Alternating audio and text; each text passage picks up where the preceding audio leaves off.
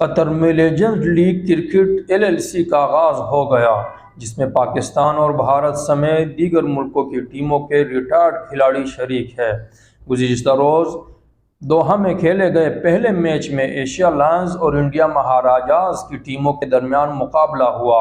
Asia lines کی قیادت شاہد افریدی جبکہ انڈیا مہاراجاز کی قیادت گوتم گمبھیر نے کی۔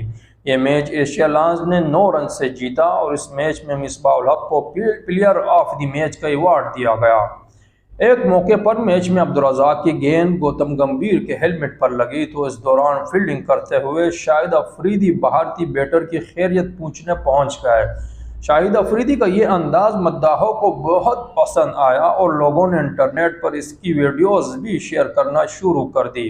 اس حوالے سے بھارت کی مشہور ویب سائٹ نے بھی اچھے الفاظ میں شاہد افریدی کا تذکرہ کیا۔